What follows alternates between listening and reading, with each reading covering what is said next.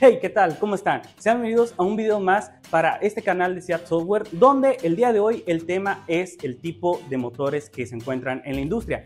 Normalmente vamos a encontrar tres tipos de motores: los motores trifásicos, los motores a pasos, también conocidos como motores paso a paso, y también los servomotores. Vamos a ver cuál es la diferencia entre estos tres tipos de motores y cómo se llegan a controlar usualmente en la industria y en la automatización. Vamos a encontrar dos motores: los servomotores y el motor trifásico, que se utiliza normalmente con un variador de frecuencia o con un arrancador suave. El motor trifásico simplemente es para un uso continuo. Podemos variar también su velocidad y variar la frecuencia con este variador de frecuencia. Si yo vengo y lo quiero arrancar, primero va a ser una rampa de aceleración hasta que llegue a su velocidad nominal, el cual es 1735 RPM.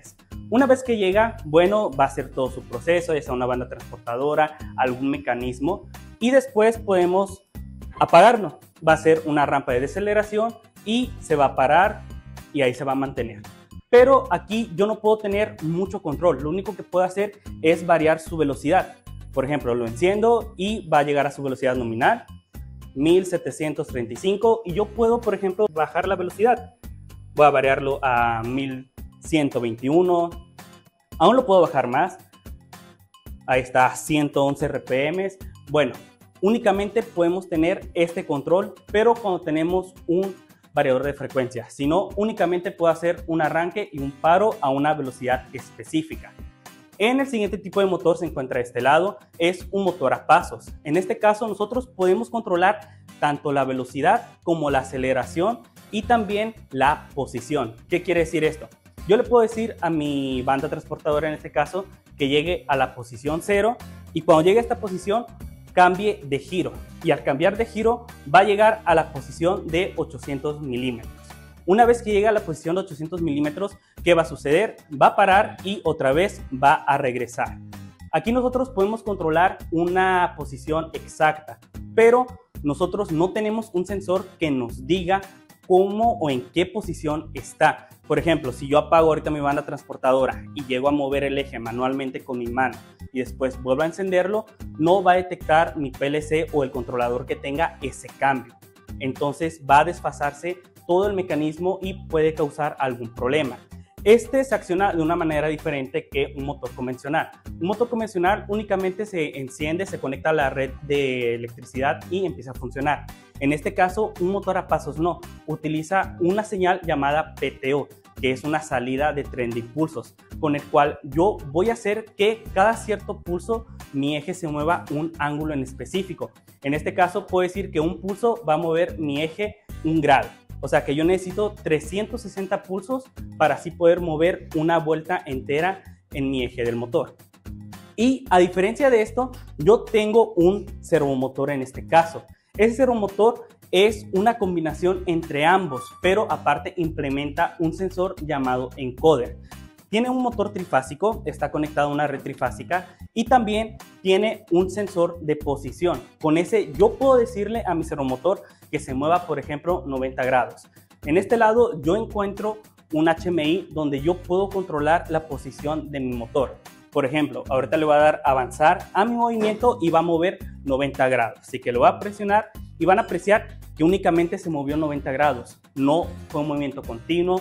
Y no únicamente eso, si logran apreciar, aquí me dice la posición actual de mi eje. O sea que si yo vengo, apago mi motor, lo muevo manualmente, va a cambiar también mi posición actual. Todo eso es gracias al sensor de posición que tiene mi motor llamado encoder.